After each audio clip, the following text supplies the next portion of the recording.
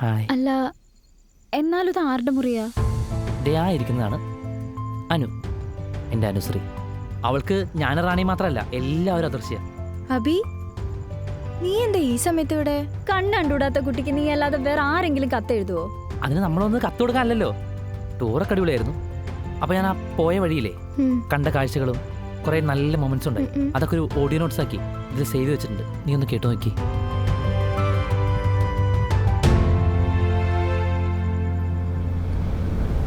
എന്താ ചൂട്! അവിടെ നിന്ന് ഇത്രയും പ്രശ്നമില്ല.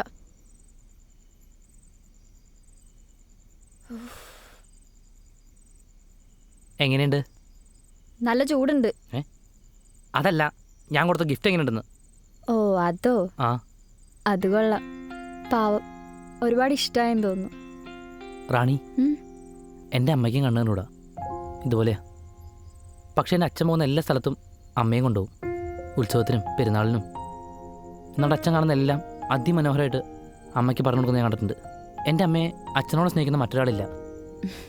അതേപോലെ എൻ്റെ അച്ഛനെ അമ്മയോളം മറ്റാർക്കും സ്നേഹിക്കാനും പറ്റില്ല. നമ്മൾ മനുഷ്യന്മാർക്ക് മറികടക്കാനാവാത്ത ഒരു പ്രതിസന്ധിയും ദൈവം ഇന്നേ വരെ ഉണ്ടാക്കിയിട്ടില്ല. ഇനി അഥവാ നമുക്ക് അതിന് പറ്റിയില്ലെങ്കിലേ അതിന് കൂട്ടായി മൂപ്പര് നമുക്കൊരാളെയും തരും. എൻ്റെ അമ്മയ്ക്ക് അച്ഛനെ കൊടുത്ത പോലെ.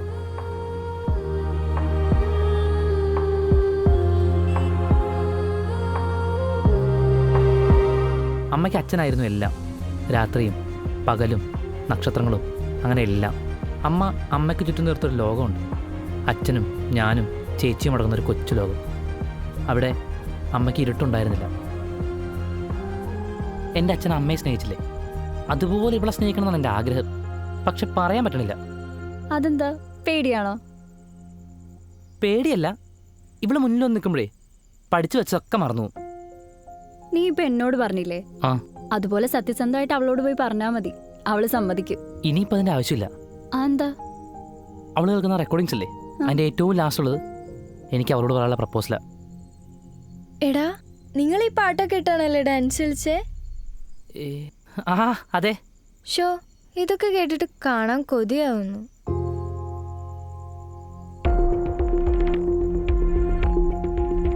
റാണി, എന്നെ ഇതുവരെ കാണാത്ത ഒരാളുടെ ആഗ്രഹം സാധിക്കാമെന്നല്ലേ പറഞ്ഞത്? അങ്ങനെയാണെങ്കിൽ അനുവിൻ്റെ ആഗ്രഹം സാധിക്കാൻ പറ്റുമോ? പ്ലീസ്. ഞാൻ ശ്രമിച്ചു നോക്കാം. അനു, കുറച്ച് നേരത്തേക്ക് നീ ആഗ്രഹിച്ചതെല്ലാം നിനക്ക് കാണണോ? എന്ത്? ഞാനിവിടെ എത്താൻ കാരണം ഒരു മാജിക്കാന്ന് പറഞ്ഞില്ലേ, ആ മാജിക്ക് വെച്ച് കുറച്ച് നേരത്തേക്ക് എനിക്ക് നിനക്ക് കാഴ്ച തരാൻ പറ്റും. അബി, നീ എന്തൊക്കെയാ ഈ പറയുന്നേ? കുറച്ച് നേരത്തേക്കെന്ന് പറയുമ്പോ എനിക്ക് കാണാൻ പറ്റുമെന്നോ? അതെ, കുറച്ച് നേരത്തേക്ക്. പക്ഷേ നീ ആഗ്രഹിച്ചതെല്ലാം നിനക്ക് കാണാൻ പറ്റും. പക്ഷെ എങ്ങനെ? നീ വേറൊന്നും ചെയ്യണ്ട, എൻ്റെ കയ്യിൽ പിടിച്ച് ആഗ്രഹിച്ചാൽ മതി. അബി, എനിക്കതിൽ ഉറപ്പ് പറയാൻ കഴിയില്ല. സംഭവിച്ചില്ലെങ്കിൽ അവളെ ഏറ്റവും കൂടുതൽ വിഷമിക്കാൻ പോകുന്ന ഒരു പക്ഷെ ഇതാലോചിച്ചിട്ടായിരിക്കും. നമുക്കൊന്ന് ശ്രമിച്ചു നോക്കാം. അവളുടെ ആഗ്രഹത്തിലൊരു സത്യമുണ്ട്.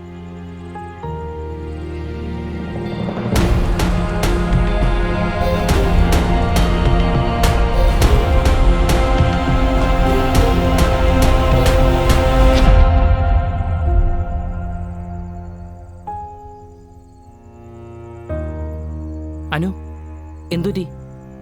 അബി, എനിക്കറിയാവുന്ന എല്ലാത്തിനും എൻ്റെ മനസ്സിലൊരു രൂപമുണ്ട്. അച്ഛനും അമ്മയ്ക്കും ഈ ഭൂമിക്കും പിന്നെ നിനക്കും, അങ്ങനെ എല്ലാത്തിനും ആ രൂപം തന്നെ മതി അബി. അവളോട് മറ്റെന്തെങ്കിലും ആഗ്രഹം ഉണ്ടെങ്കിൽ ആഗ്രഹിച്ചോളാൻ പറയ്. അനു, നിനക്ക് മറ്റെന്തെങ്കിലും ആഗ്രഹമുണ്ടോ? ആഗ്രഹിച്ചോ, നടത്താൻ ഞാൻ മാക്സിമം ട്രൈ ചെയ്യാം. നമ്മൾ എന്താഗ്രഹം? എന്താഗ്രഹമാണെങ്കിലും കുഴപ്പമില്ല, നീ ആഗ്രഹിച്ചോ.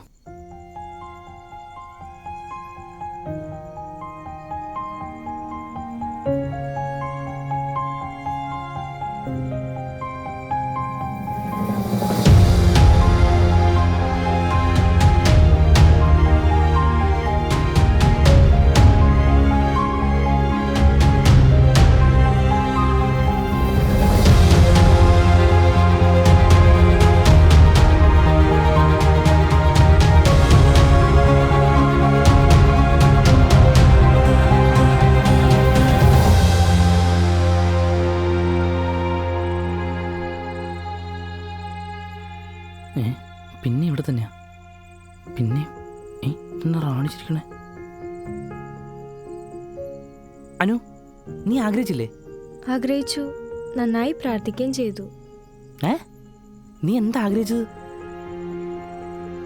അത് പറയാൻ പറ്റില്ല, ചിലപ്പോ നടന്നില്ലേലോ. ഇവളിതെന്താ ഈ ആഗ്രഹിച്ചത്? റാണി, ഇവളെന്താ ആഗ്രഹിച്ചത്?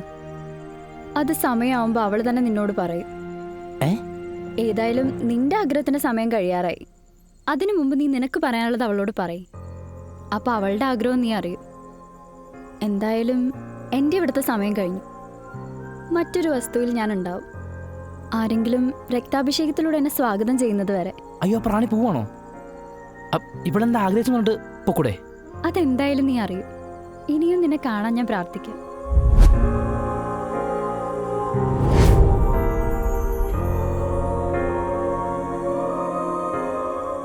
എൻ്റെ അമ്മ എപ്പോഴും പറയായിരുന്നു, ഈ ലോകത്തെ ഏറ്റവും സുന്ദരമായ കാര്യങ്ങൾ കണ്ണുകൊണ്ട് കാണുന്നതല്ല, മറിച്ച് ഹൃദയം കൊണ്ടറിയുന്നതാണ്.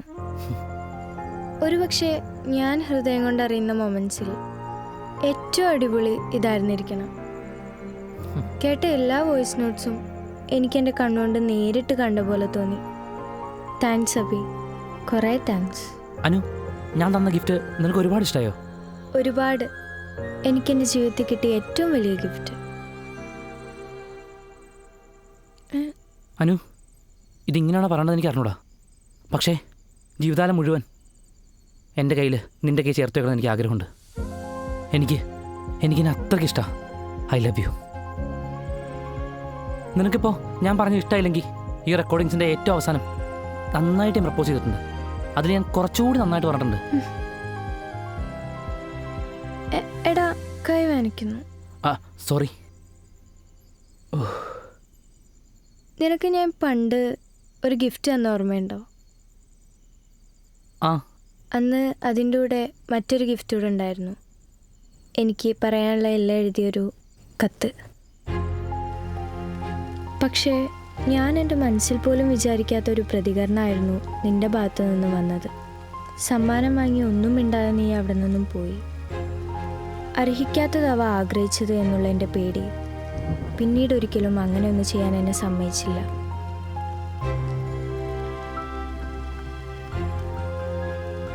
എൻ്റെ ഇഷ്ടം തിരിച്ചറിഞ്ഞാണോ നീ ഇന്നിങ്ങനെ ചെയ്തതും പറഞ്ഞതും എന്നൊന്നും എനിക്കറിയാം. അനു, നീ എന്താ ആഗ്രഹിച്ചത്? അബി, അത് വേഗം പറ. ജീവിതകാലം മുഴുവൻ നീ എൻ്റെ കൂടെ ഉണ്ടാവണമെന്ന്.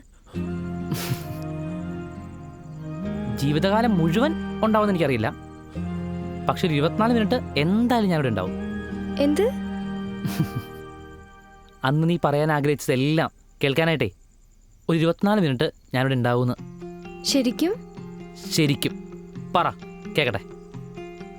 അന്ന് എഴുതിയ കത്തിലുണ്ടായിരുന്നത്, ഈ ലോകത്തിൽ തന്നെ ആദ്യമായി ആയിരിക്കും എഴുതുന്ന അക്ഷരങ്ങളോ വാക്കുകളോ എന്തിന് അതേത് നിറത്തിലാണെന്ന് പോലും അറിയാതെ ഒരു പ്രേമലേഖനം രചിക്കപ്പെടുന്നത്. ഒന്ന് മാത്രം അറിയാം, ഈ വാക്കുകളെല്ലാം എൻ്റെ ഹൃദയത്തിൽ നിന്നാണ്. അതിനെൻ്റേതായ രൂപങ്ങളുണ്ട്, നിറങ്ങളുണ്ട്. നമ്മൾ ഒന്നിച്ചുണ്ടായിരുന്നപ്പോഴും നാം സംസാരത്തിൽ മുഴുകിയപ്പോഴും നിൻ്റെ ചിരിക്ക് ഞാൻ രൂപം നൽകിയ പോലെ, എന്നെ നോക്കി ചിമ്മുന്ന നിൻ്റെ കണ്ണുകൾക്ക് ഞാൻ നിറം നൽകിയ പോലെ, എൻ്റെ കൂടെ നീ ഉള്ളപ്പോൾ എനിക്ക് ഈ ലോകം തന്നെ കാണാൻ കഴിയുന്നുണ്ടായിരുന്നു. ഓരോ തവണ നീ എൻ്റെ കൈ ചേർത്ത് പിടിക്കുമ്പോഴെല്ലാം എനിക്ക് നിന്നെ ഒരുപാട് ഇഷ്ടമാണെന്ന് ഉച്ചത്തിൽ വിളിച്ചു പോകണമെന്ന് ഞാൻ ആഗ്രഹിച്ചിട്ടുണ്ട്. അത്രയ്ക്കിഷ്ടമാണ് എനിക്ക് നിന്നെ. മറുപടി ആഗ്രഹിച്ചുകൊണ്ട് നിൻ്റെ സ്വന്തം അനു.